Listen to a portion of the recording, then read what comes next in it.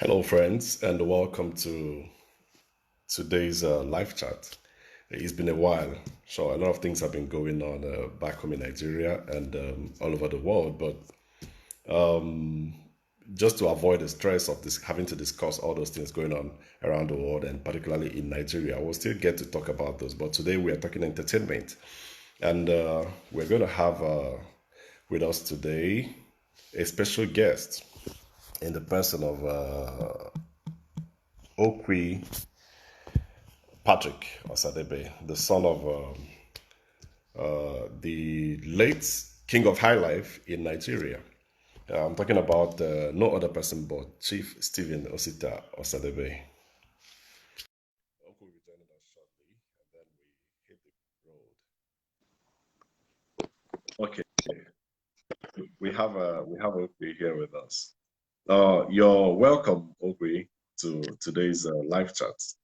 Thank you, my brother. Thank you for having me. It's been a long time coming. We've been trying to Yes, get this thing done, and I'm glad today we are able to pull this off. yes. Um, for our viewers just joining us, we have Patrick Okwy Osadebe, the son to the late King of High Life in Nigeria, and no other person but Chief Stephen Osita Osadebe, who needs no introduction in Nigeria. He was and still is, even though he is late, the king of high life in Nigeria. There was none like him before now, and there's not been any other after him. And today we have his son with us to share memories of his dad, the great man, and his own music career. So, Okwi, once again, you're welcome to the platform. Thanks again, brother. You look very much like your dad. Well, blood and water, it runs in the blood. I, I believe so. I believe Yes. so. So let me start. What was it like growing up in the home of such a great man, a legend like Chief Stephen Osita Osadebe? It cut both ways. On one hand, he's your dad. You don't appreciate what you have. You don't value that, his personality at the time, being young, growing up. And on the other hand, when you go outside, the way people treat you, the way people look at you, then it Exactly. begins to sink. As you get older, it starts to sink in. So it was it was really fun growing up. On the most for the most part, it was fun growing up. I had a great time growing up, even though we were shielded a lot. We couldn't visit our friends because of my father's status. Yeah, But our because of friends, his celebrity status. yeah, but our friends could visit us, but we couldn't go to them. It wasn't I can until imagine. yeah, it wasn't until high school, after high school, close to my graduation from high school, that my father got comfortable enough to allow us to do things like normal kids, like running around, driving around. He wouldn't even let us drive a car until I was right out of high school. Then at that point, he felt, okay, you guys can get loose a little bit, and then we could go out freely, and he wouldn't worry. He wouldn't, worry about our safety. But growing up, we were always shielded. We always had guards around us. We Wow. were limited as far as where we could go. Yeah, And that was in Lagos or in Onisha? Where in nature, the east? In on Onisha, nature. Yeah, okay. yeah. Artist. Yeah, Oh, oh, okay. yes. That means he must have been a strict man. He was strict. Oh, my dad. Oh, my goodness. My dad was very, very strict. My mom was even stricter. I mean, yeah, my mom was even worse. Yeah, very, very strict. I mean, my dad was, everybody that knows him very well knows he was a traditionalist and a Okay. disciplinarian. He Wow. respects tradition. He loves tradition, Igbo tradition. He loves it a lot. He breathes it, and he made sure that he instilled all that culture, traditions, and discipline in us too. I You can know, imagine. yeah, I can imagine that. That's quite typical of most parents of of his era. But let me ask, what fond memories of him do you treasure, did you grow up with, and that you still remember even this moment as an adult? Oh my goodness. The one that I remember the most, besides the fame that, you know, when we go out, all that fame and people trooping behind him, everybody wanting to, you know, say hello to him and things like that. But at home, my dad was always on the road traveling. I don't know if there was any music that traveled more than my father. I'm talking about he would leave on Thursday and wouldn't be back until Sunday. He would leave for 2 weeks at a time. He would leave and tour the northern Nigeria for 2 months at a time, playing every single day for 2 months across the entire northern Nigeria. But when he does come home and catches a little break, he will send all the maids out of the kitchen. And then he will send me to the market to go buy groceries. He will give me a list. Even though we have all the groceries at home, he would send all the maids out of the kitchen and the wives too. He said, today, the men are going to cook. And I will go grab all the groceries according to the list. And me, him, my late senior brother, we will go into the kitchen and we do all the chores, we do all the cooking. He is the master chef. Yes, Really? He had time, despite his busy schedules, he still had time to be in the kitchen? It's tough. So what he does is he will just keep, there was always visitors. So he will just keep them waiting. And me, him, my late senior brother will be in the kitchen doing all the cooking. We will cook 4 different meals. And then, yeah, and then he will eat with us. He always loves to eat with his kids, with us. He can't eat by himself when it comes to him. He will always ask us all to sit around him and we will all be eating from his plate. And then he will just bring more food. You know, so he will cook. That was a fun memory of him that I could never forget. You know, when he would do the cooking, and then everybody will eat. The maids, the wives, everybody will eat. You know, he made sure we make enough. So that was one fun memory. Another one is when we would he would play with us, because he never got enough chance to spend with us. So when he has that chance, he would do boxing.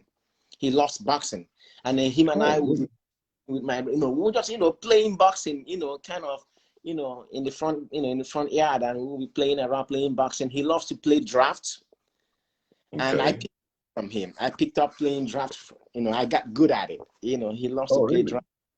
Yes, that was his pastime. He would get his guys, the guys that work for him, and Meche, Joe, and they would all sit around and they would playing draft. And so those are private, part of him that I really, he made sure that we bond. He gives us time whenever he could, whenever he is home. Yeah. And I miss that a lot about him. I miss that a lot. That's good to know. Surprising for someone with such a busy schedule, touring around the world, touring the whole country, still makes time for his kids. Did he used to speak to you guys in parables, in all those proverbs he used in his music? A lot. And he would tell us stories. He would sit us down and he would tell us stories, the way he grew up poor because his parents were poor, how he struggled with his siblings. And always, those parables, that's just the oil that we Igbos used to eat. Of course. That's how, in parables, everything is in proverbs. And he will tell us stories and stories and stories about his struggles to get to where he got to at that point. And we were still young at the time. We were understanding it, but really don't feel the impact until after he was. And then it dawned at us. That's when that reality starts to set in, Wow. It always happens like that. But did he ever nurse hopes of having any of you, his sons or daughters, take after him in music? Oh, absolutely. He just didn't want us to do it early in our age. I remember my list. I wanted to start singing when he was in primary 4 or 5, and he wouldn't let him. Okay. He would, don't worry, just focus on your for now. There's still time for that. I myself started picking up playing instruments like conga when I was in primary 3, and so he was like, okay, he would let me play the conga, but then he was nursing us. So he will have me and my senior brother around when he is doing rehearsal with his band for a new song. He will always have me and my senior brother around, and we will watch him do his craft. We will watch him how he composes his song, how he arranges it with the musicians, with the singing. I mean, my father is very detailed from the string instruments to the horns to the percussion. He has a hand on every single one of them. How did he really do that? Considering that we never saw him play any of those instruments, how did he, manage to put all those wonderful tracks together? Very, very, very classic songs. How was he able to put them together? The first thing that comes to mind is blessing, gift from God, gift of nature. My dad was the most prolific songwriter that Africa as a whole, not just Nigeria. I mean, I'm not bragging about this. Arguably, to put it on the safe side, arguably one of the most prolific songwriter in the entire Africa, if not the world one. Anything is a concept for him. A name of a person, a word, an event becomes a concept for him, and he will form words. And at night, he has a policy. You cannot wake him up when he's sleeping. Okay. No matter who is knocking on the door, who came to visit him, you can't wake him up. And we used to assume that he's actually sleeping. He is not. That is when he is arranging his music in his head. Meditating, perhaps. Yes. And then he wakes up in the morning and he says, okay, send the word out to the musicians. I need them here tomorrow for practice, for rehearsals, and they will come in, and then he will sit everyone down. Everybody grabs their instruments. He has a rehearsal room, and he will tell the guitarist if he wants the guitar, the lead guitar or the rhythm guitar to start the song, he will give him a note and the key to play. He could hum it out. He wrote the notes out. He doesn't write it out. He knows the key of all the keys, all the keys. Whether you're in, if you last assuming if he's the guitarist, he knows if it's in C major, C minor, A, E major, this and that, and he will tell you, okay, play that on C, and he will hum a rhythm to him, and then he will play it, and then he will do the corrections. Say, okay, I don't want it, don't pick it, play chord, or don't play chord, pick it, and then they will do it. When he's ready with it, then he will then go down the list. Okay, you in the second guitar, you come in at this point. The bassist, you come in at that point, and this is the tempo that I flow with. And then the drummer and the conga guy, he will tell them the same way how to come in, when to come in, and the kind of tempo that he wants for the song to flow. Once he gets that background, then he will turn to the brass instruments, which is the horns. Yeah. And then he will give them their line also. He will give them, he will literally tell them what to play. Wow. And they will rehearse it. And one thing with his ears is that, he has all the horns, trumpet, saxophone, tenor sax. He knows them by their experience. If you miss, they will all 4, 6 of them will be playing at once. But one person goes up the notes, he will scream at you. He will point you out immediately. He will scream at you. He will point you out immediately. So that's how he does his craft. And then the rest is history. The lyrics, as far back as I can remember, my father doesn't write down his lyrics.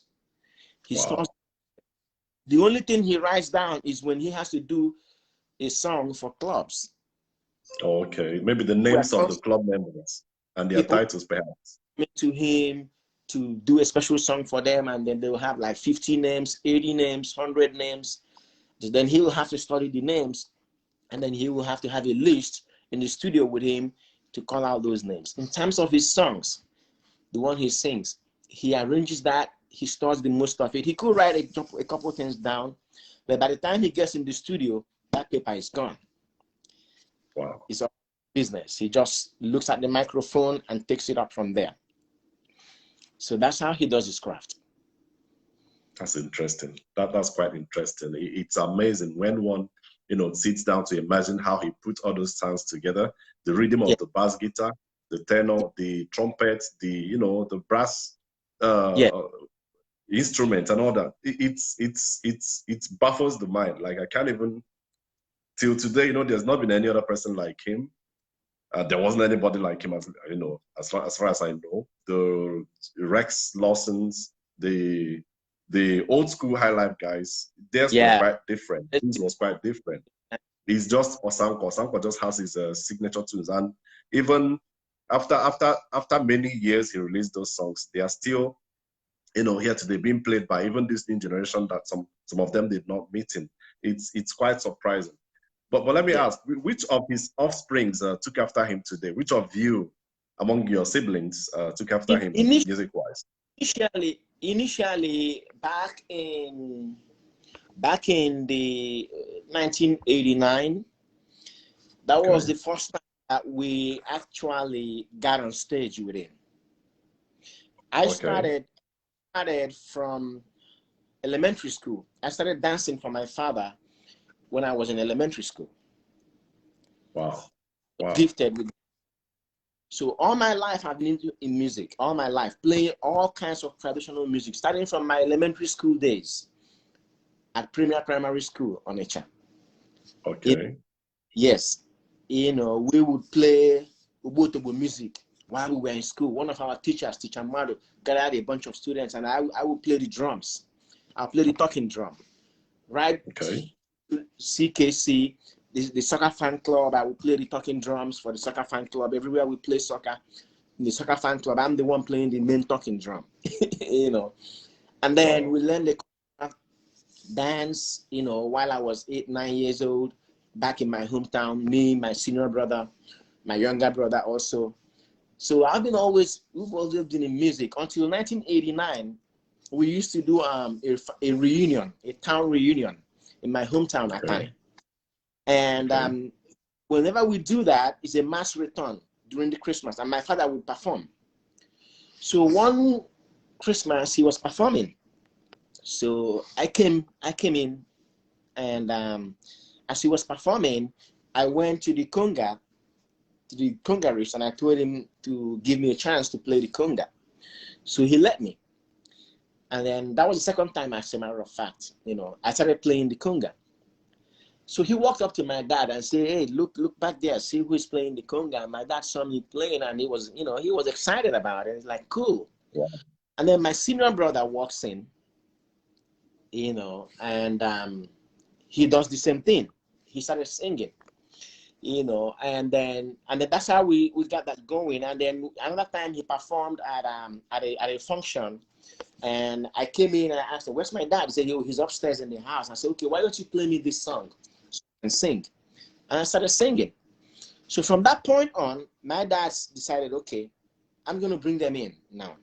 So whenever he travels, my senior brother, most importantly, would go with him. And he will open up for my dad. He will sing 2, 3, or 4. Really? Yes. My senior brother, he will open up for my dad. Everywhere my father goes from that point on, he will open up for my dad. And if I'm there, I would sing too. I would sing 1 or 2, but my senior brother mostly would sing. And I focused on a different kind of music called Igwe. I had a group, multiple groups, and I was playing. I focused on that at that point. So by 1990, 91, my senior brother, he was in college. Then my father took him to the studio at Polygram Records, Lagos, and he recorded his album, Udo Kama. And then he did the second one. Your brother recorded his own album, or your dad featured him in his own album? No, he recorded his own album. My dad let him record his own album, Udo Kama. Wow. 1990. or 1991. And then 1992 or so, he came up with the second album, Ordinary Kaka. Yeah. Wow. And then he was going everywhere my father goes, he goes with him. When my father takes a break, he gets on the stage. Before my father performs, he performs first. So that's how. Unfortunately, there are no videos. I don't think maybe during your time, there were no music videos to, document this thing, right? We didn't do a documentary. As far as our family was concerned, no, we didn't. But I'm sure that someone somewhere out there would have. I know that when I used to dance for him, ABS 50 Enugu, they should have some videos of my father performing where I danced. My younger sister Wando danced too, because that's what I used to do most of the time. I used to dance for him a lot on stage. Wherever he goes to perform, whether it's the National Stadium in Lagos or in Enugu, the stadium in Enugu, wherever he goes, private events, public events. So my senior brother took after him. Okay. Until he died. And then one of my younger brother, yeah, he's late, unfortunately. My senior brother. Yes, so Obi, his name is, Obi. Yeah, so he passed too. Yeah, so for the past, then I got another younger brother who performed also. Unfortunately, he passed too, Onyinye. Okay. And then, yeah, and then for the last 11, 12 years, I've been doing music here in America. I started with American band. Okay, after my we'll get back to you, but let's finish talking about Popsy before we get to you. I remember there were controversies, that went viral. Even while he was alive, there were so many controversies. People heard people, bandied so many stories about him. For instance, his relationships with his fellow musicians, Highlife musicians of the time, particularly the most notable among them, Oliver de Coke. What can you say about that, much talked about feud? Yeah, I remember that clearly. I remember that vividly. I was young and the rumor was flying like a wildfire all over Nigeria, especially southern Nigeria, eastern Nigeria. Yeah. And I remember one of my father's friend, discussing that with my father, saying, where are these rumors coming from? My father doesn't, he wasn't in competition with anybody. He has never been in competition with anybody. And if people can remember, Oliver wasn't playing straight high life when he started. Okay. Oliver was playing a high life infused makossa, kind of. Okay. Yes, there was heavy tenor guitar in his. Yes. Yeah. He has Congolese influence, I remember. Yeah, because the guy that taught him how to play guitar, according to the, what I heard, happens to be a Congo guy too. So that influence was on him, and it was in his music. Oliver dubbed his own kind of music. It wasn't straight high life until he recorded the first People's Club. That's when he began to pivot to, that kind of high life. And then, all of a sudden, they started rumoring. So my father had nothing to do with it. They were not fighting. So some of the promoters that work with my dad, so they decided to put to put that fire out, that they will have Oliver and my father perform at my father's hotel in Onitsha. Okay. So they approached Oliver and my dad, the promoters, and they both agreed instantly. So they held the show at my hotel at Onitsha there, Oka Road, close to the port. And Oliver and my dad performed on stage, with their bands. Wow. Oliver came there with his young son, then Darlington was his name. He came with his son. I remember that. He came to our house in Atani, had dinner with my dad. They ate together, did everything, ate, drank, everybody. And then the following day, they went and they performed at my father's hotel. And Oliver went ahead and did a song about it. saying that, he sang it all that in the song. He I think put I that. heard a song like that where he Yeah. said, Oliver, something like that. Exactly. Onye ọbụla biko egara anya basịrị na asịrị na-ebute nkewa, nwere ya na-agụ igbefu okwu ahụ, anyị na mmụ ya nwere esemokwu and so forth that he sang. But that just, the room of lies. But I don't know how it came about. They weren't competing. Oliver wasn't even living in the East. Oliver was living in Lagos. My dad was living in the East.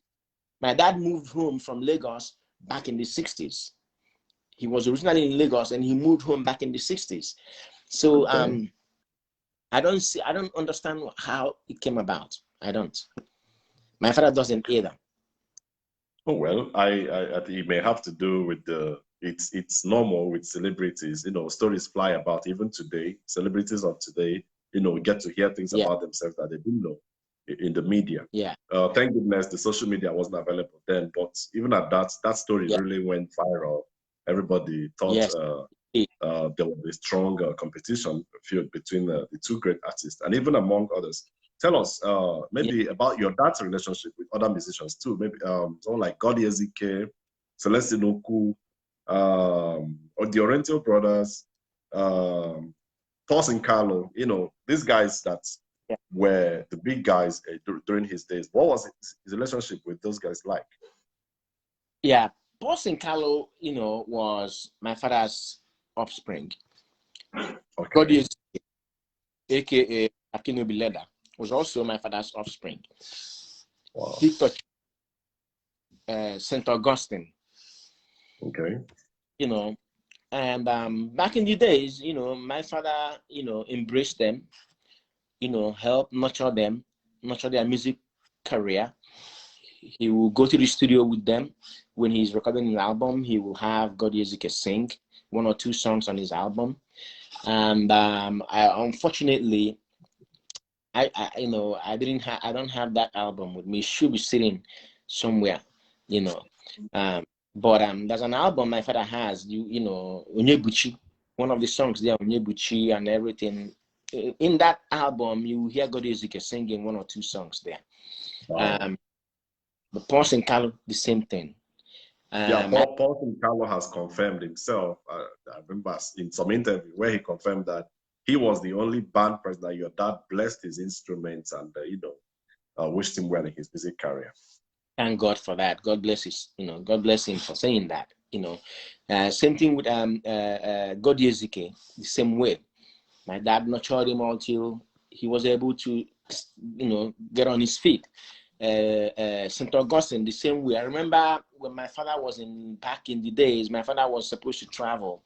I believe he was supposed to travel to Russia to study law, trade unionism, and they wanted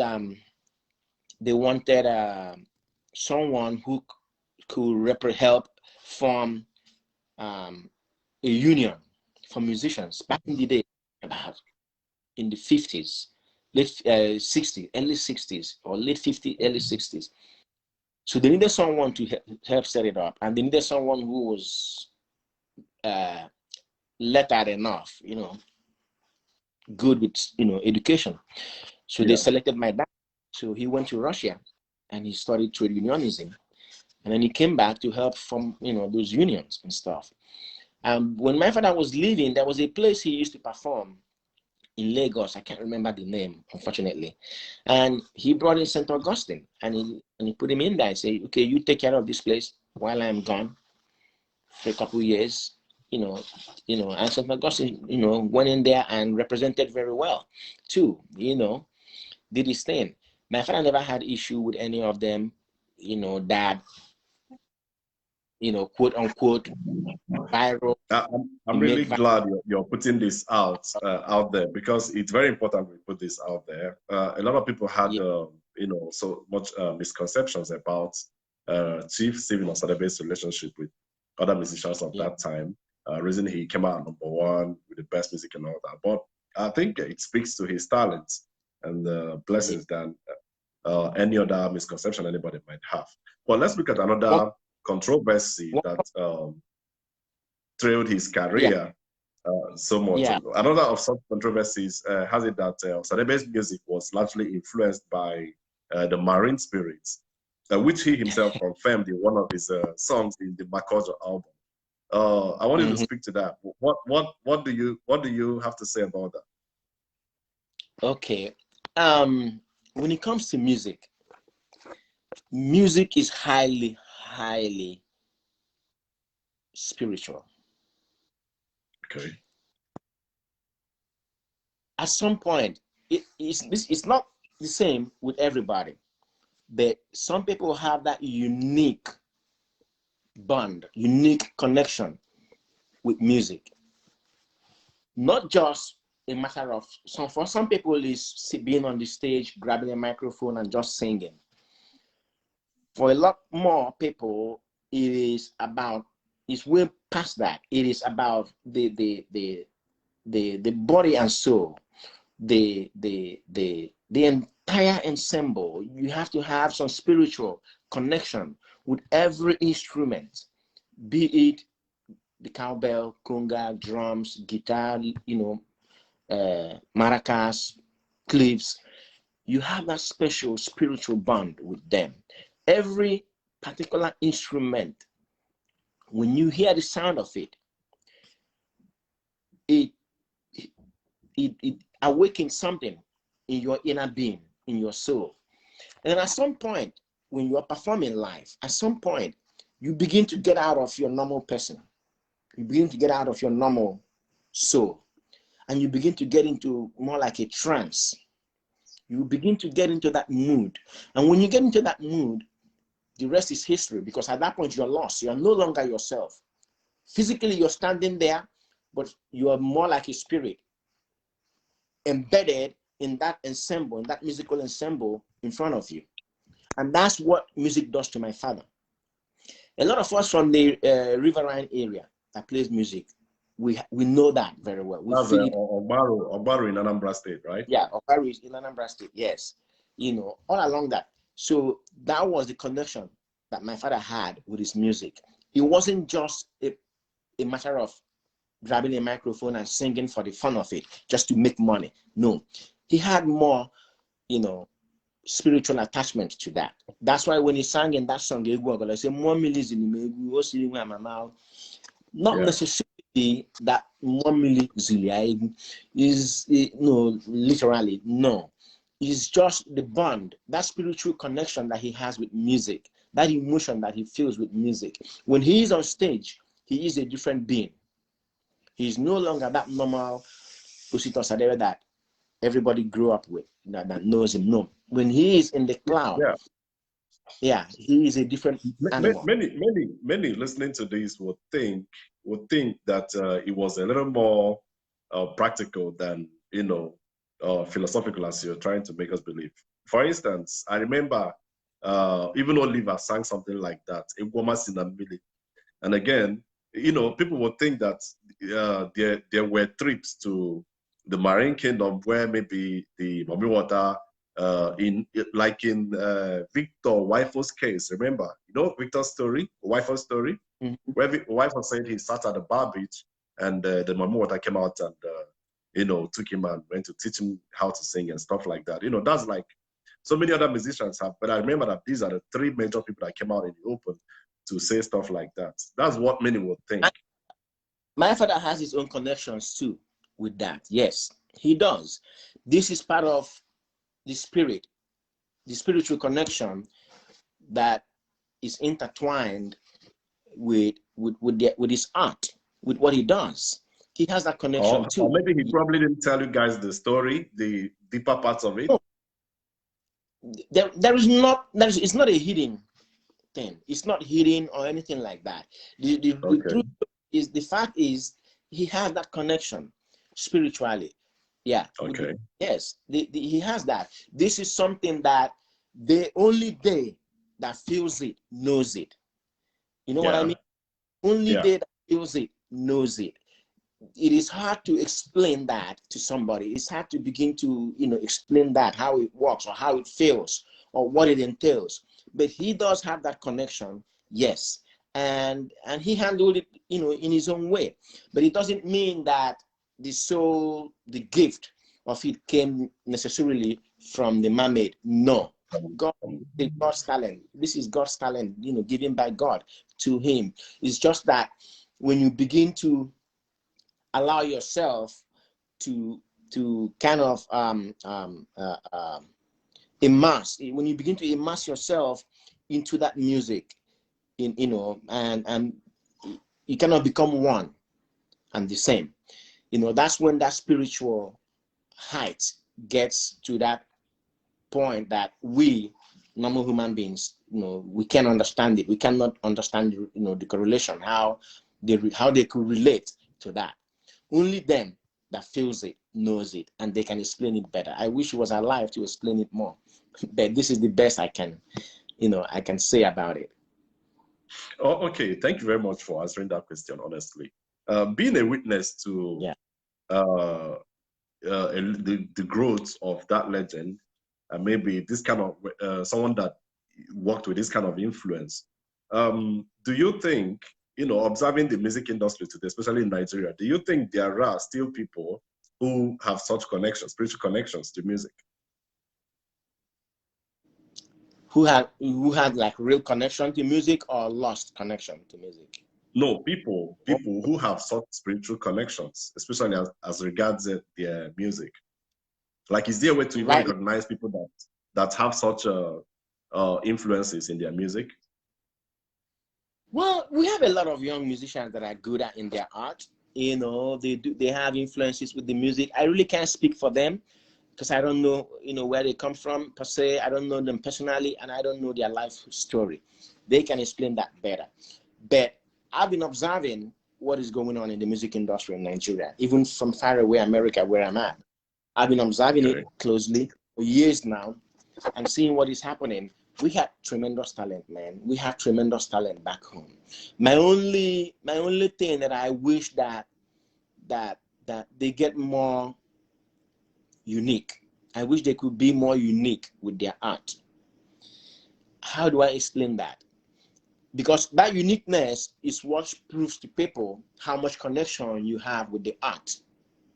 Yeah. But if you are only emulating somebody's work or copying somebody's work to a great extent, it is hard for one to say, you know, where you are or how you feel about the music or what kind of connection you have with the music.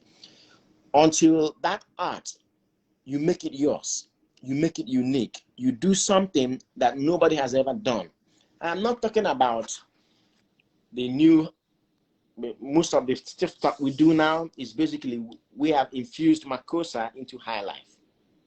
Yeah. You know what I mean? So infusing Makosa into Highlife, it's not necessarily unique. Because Makosa, we know where it came from. Makosa is distinct on its own. Highlife is supposed to be on its own too. Exactly. There has to be something unique about that particular art form that nobody can lay claim on. You know what I mean?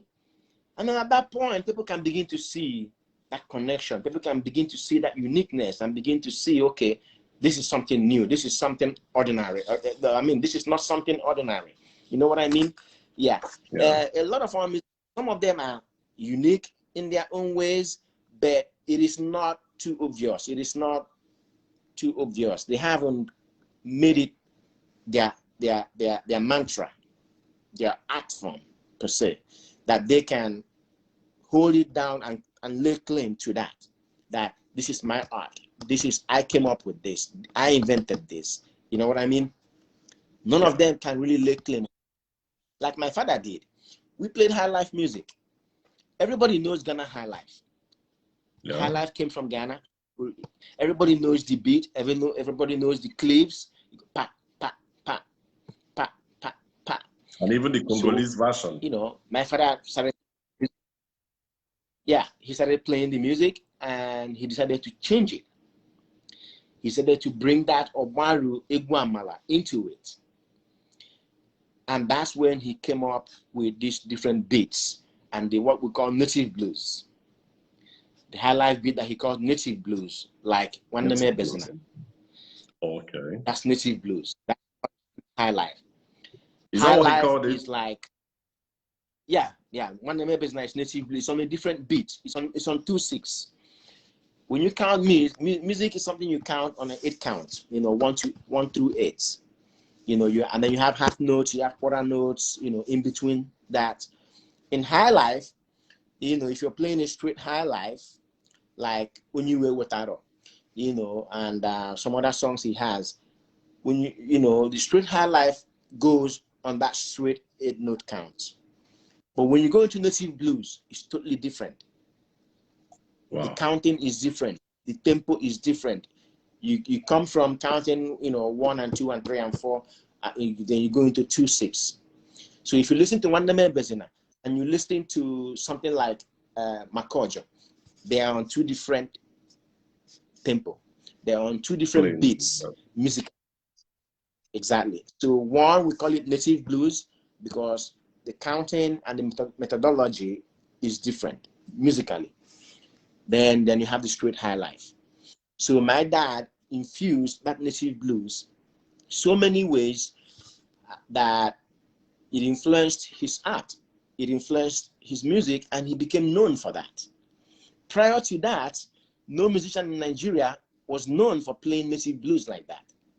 And my father has a ton of it. I mean, Iguamala. I mean, so many.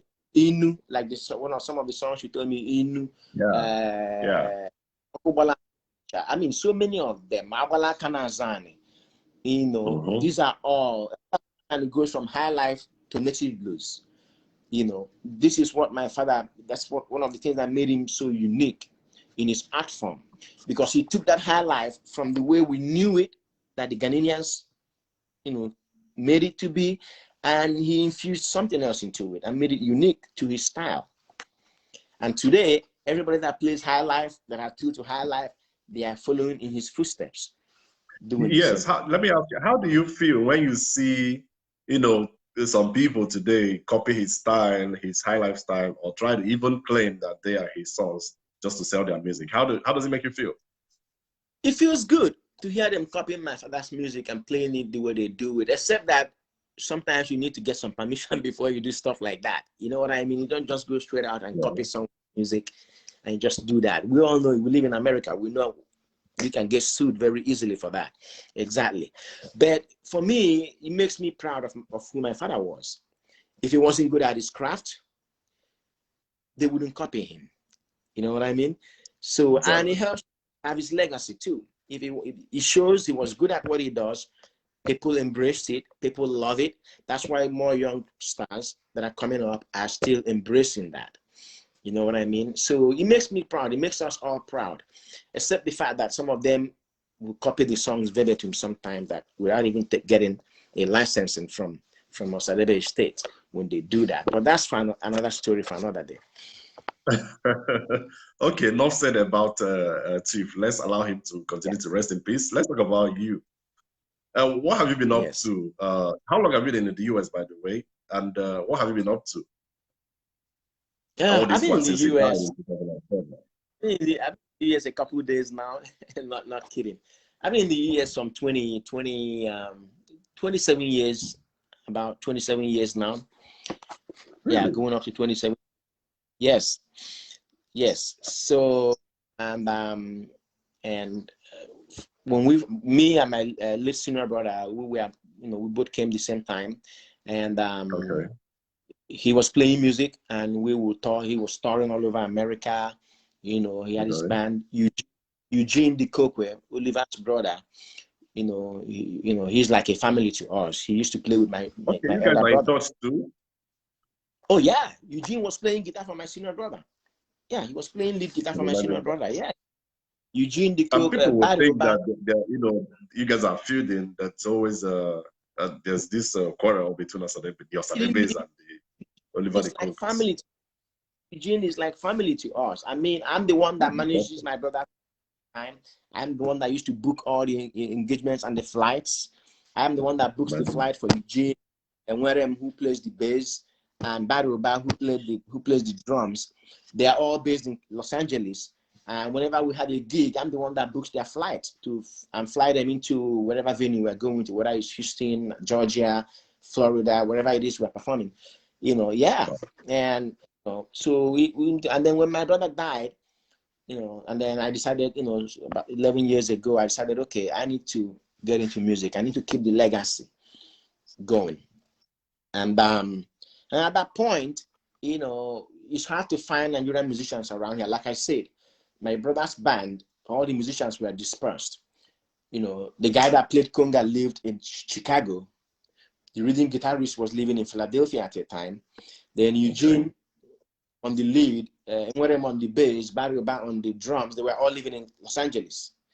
And then the guys that are playing, the Samuel Cushing brothers that used to play horns for my brother, they are all in Georgia with my brother, in Atlanta with my brother. So I have to fly all of these people, So I didn't want to do that anymore. So I decided to find a way to get a band together. And it was hard finding Nigerians who can play the instruments and that. So I met this American group that people don't even play instruments these days when they have the computer to synchronize sounds. Yeah, it's hard. So I met this American group. They were playing music, and it turns out that one of them has been to Nigeria. It turns out they used to play Fela's music back in the 70s. Play Fela's music. He actually went to Calcutta. He went and saw Fela, and he kind of studied Fela's music a little bit. He came here, formed a band, an American guy. His name is Richard Hale. And actually, we did an Afrobeat song. That's another thing, It's on YouTube. It's called Trouble. It's on YouTube. Yeah. Anybody feel free to look it up. That's me. That I sang the lead, but that was Richard Hale that arranged the whole song and everything. Yeah. So they used to play Fela's music, and then they stopped and they started playing Latin music. And I got a group of friends here. I got into Latin music here, dancing Latin music, doing shows a lot. You dance salsa? Yeah. I actually used to even teach people how to dance. And so when they perform salsa, we will go wherever it is, whether it's at the casino, wherever it is, we'll go perform. So I became friends with them. When they found out that I was in Nigeria, then the guy told me, Richard, I said, I've been to Nigeria, for last music. I said, well, I want to play Highlife music. Can you guys play Highlife music? They are not familiar with it. So I said, okay, let's meet and rehearse. And that was it. The rest was history. We gathered together. We started rehearsing. And I helped them. I taught them the music the best I know how. I guided them through it.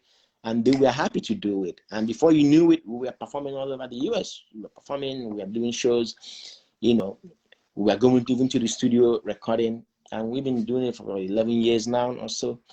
Wow. And then I'm staring back home. So now I have a band. When are we hearing from you? When are we getting an album from you? We need to hear you. We need to hear that Osamka legacy, Yeah. For the virus. If it wasn't for the virus, my album was due to come out last April, last Easter. But the coronavirus, right before then, about a few months before that, we got shut down here in the US because of the virus. Everything got shut down. And ever since, it's been this all corona. And in December, November, December, I went back to the studio when they opened up Nigeria, because here in America, they couldn't open up. So I really couldn't go to the studio here. So, so when they opened up Nigeria, then I gathered my musicians back in Nigeria and then I sent them to the studio and I will coordinate everything from here. I have a little home studio myself, and then I will guide them, arrange music, they will perform, I will do all the corrections. They will send me the files, and I will sing on it, do whatever I need to do here. So I was coordinating between the engineer in Nigeria and my engineer here in America and myself, singing on the songs. And then I did Dozie Obodo, which is, it happens to be a coincidence that I was arranging the song. I wrote the song to sing about Nigeria's problem. And then NSAS protest ensued. I was like, oh my God, a coincidence. I was just thinking about, about the politicians not doing enough to provide us with basic amenities and stuff. And now NSAS protest ensued. I'm like, wow. I said, you know what? I'm just going to go ahead and put out a video of that Dozie Obodo. So I just went ahead and continued the production of it, and I finished the song in the studio, and I shot the video here in America. I shot the video here, and then I put it out in January on YouTube. But the full album will be out on or before April, hopefully. Okay. We'll look forward to seeing that and witnessing the launch if possible. Yeah. Congratulations in advance. Yeah. Must say. Yeah, absolutely. So are you sticking to your father's type of high life, or are you going to modify it a little bit to in tune with the 21st century? Yeah, it's been a struggle for me. Some people have told me that to do that, to infuse that Makossa beat into it and things like that. Everybody has gotten used to that.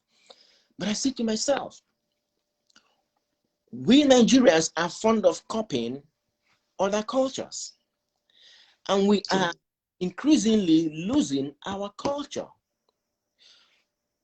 If I can preserve my father's legacy, then who will? So for the most part, I am going to stay true to high life. Every now and then, I will do something slightly different. Even salsa, which I'm already thinking about it. That song, the Zero Bodo, I will do a version of it in salsa. Okay. In salsa, okay. Yeah, I will do a version of it in salsa in the future. Yeah. I've already spoken to my musicians here in America about it, and he's excited about it. We've talked about it. We just haven't gotten to get going with it until I finish this album. When I finish the album, put it out, then I can refocus on that. But I want to stay true to high life, really. That's why the Zero. Okay. Anybody that knows father will know that nobody in Nigeria plays that kind of high life. When you listen to the Zero, no musician in Nigeria today plays that kind of high life. That is vintage Osadebe right there. True. That's vintage Osadebe. That is one of my father's signature high life. I must confess, I listened to the Zio, your track on YouTube, and I saw that to me it felt like I was listening to an Osadebe in 21st century. Like it has the real Osadebe thing, but with a younger voice. Exactly. And then what I did there, what I try to do with it is to bring up the percussion a lot more. I try to bring up the percussion a lot more to kind of give it that little twist, to kind of flow with the trend.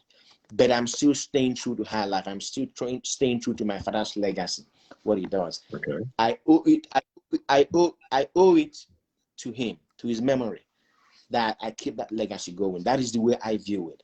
I can deviate. I can do other things. You know what I mean? Like I want to do salsa music too. I'm already, making arrangements for that. Once I'm done with this album, yeah. But I still want to stay true to my father's music. So I'm going to pick up all of my father's different. In this album coming out, there's going to be a remake of one of my father's songs, and then the other song on original arrangements. The other one is a remake of my father's. I just twisted it a little bit, added a few more lyrics to it.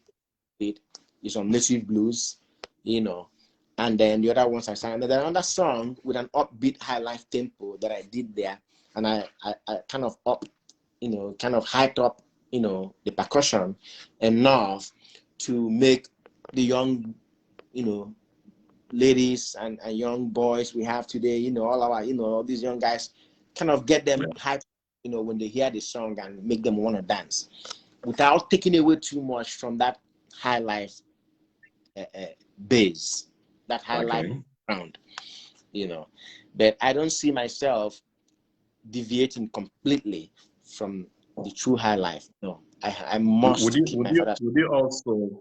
Would you also get involved in praise singing like your dad did? Calling names of big boys, money bags. Are you kidding me? Oh yeah, I've had multiple offers already. I've had multiple offers to do those songs already. Just the same way they ask my dad, they come to my dad. I've had multiple of them. In fact, I have a People's Club song that, it would have been part of the album, but we didn't get to finish the negotiation. As we speak now, we're talking about it. So that will be in my next album, or I'll probably just put out that song as an EP just for People's Club. Yeah. But is People's Alone. Club Yeah. still in existence? Oh yeah, all over America. I'm doing one. I'm going to do one for a branch here in America. Yeah, I'm about to do one for a branch here. I already done the song, a beat. I just, you know, I'm going to finish the negotiation with them, and then get the full names of the members that they need, you know, to have on the song, and then I will get back to the studio and finish it up. So yeah. Oh yeah, People's Club. Just about every major city in America has a People's Club branch. That's interesting. But Thing. let me ask you, you talk a lot in musical terms. Did you go back to study music? Not necessarily. I really didn't do that, but I've been around musicians all my life. Okay. A lot from my father, the way he does his art. And then when I started working with my American band, Jeff, Richard, Will, all of these guys, they work differently from the way we work. So they have to understand the kind of timing that we use for high life music and stuff, and you know, and try to see the way they do their timing for the kind of music that they do, how to figure it out and how to balance it so that it will be easier for them to play the music. So I learned a lot from them over the course of the last 10 years, 11 years. So I picked up a lot from them, and then going to the studio, working with the engineer here, Greg. And I learned so much from them, understanding the way the Americans do their stuff. What we call A in Nigeria, they call it B over here. The one thing I learned the first time I came to America is that we are used to Queen's English. We are used to doing things the British way. Americans do things the American way. They just don't, you know, they just don't cut short. They don't, you know, cut around it. So I have to learn how to do things the American way to a great extent if I'm able to work with them, you know. So it's a balancing act. So I learned so much from them. I'm still learning, you know.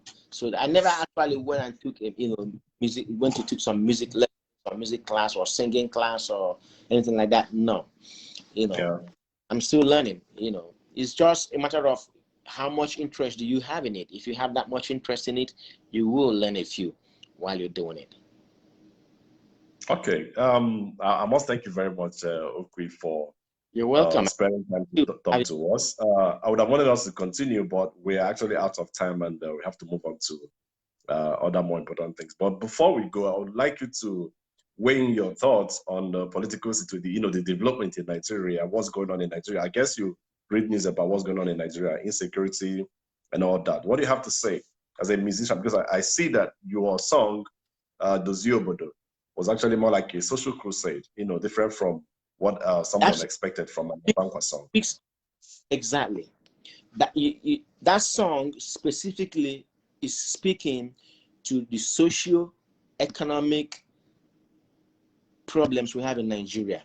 You know, socio-economic security, insecurity, and so many other things that we have in Nigeria. That song touches on all of it.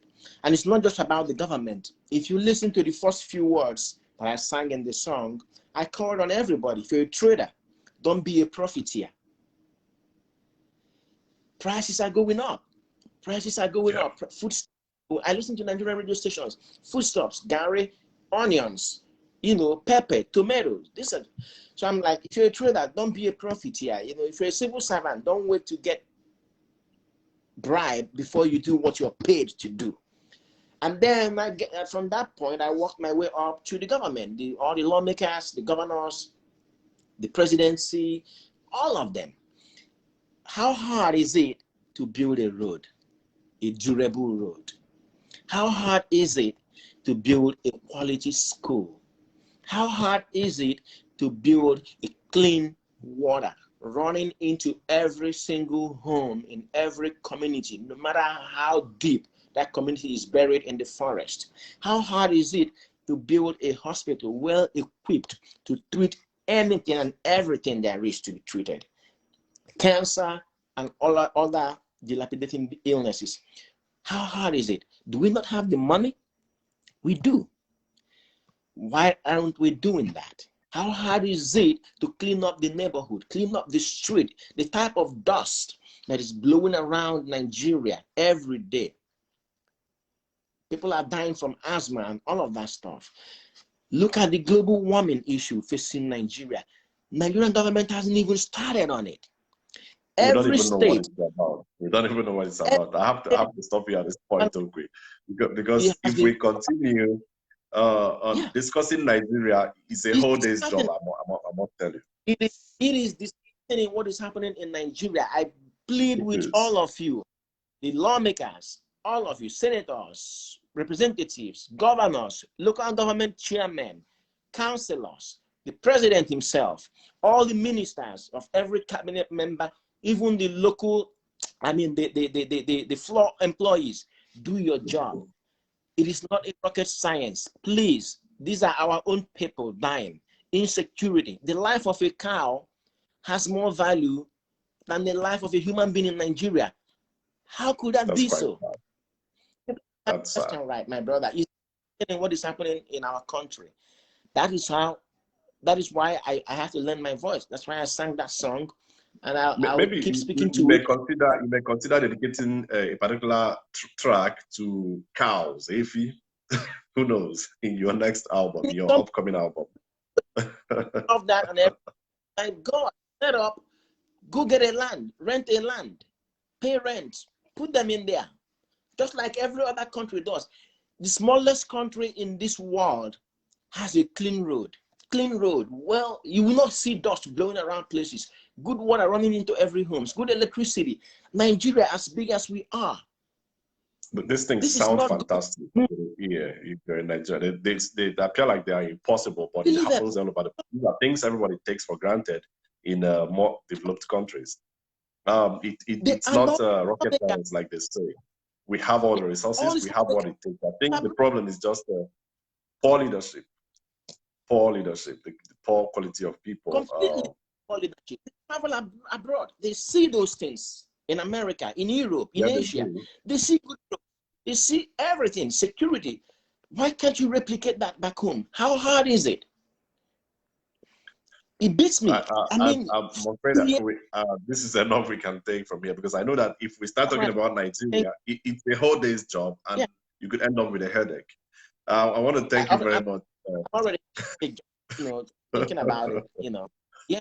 Sorry about that. Right. Sorry about that. Let's not ruin this beautiful interview with talks about Nigeria. Let's look forward to better days ahead. I wish you the best in your career, and I hope that very soon that album will come out so we can continue to enjoy the Osankwa vibes from the real source. I like your support. Check out my YouTube page, Okwy Osadebe. Check out the song The Zubodo, subscribe, share the video.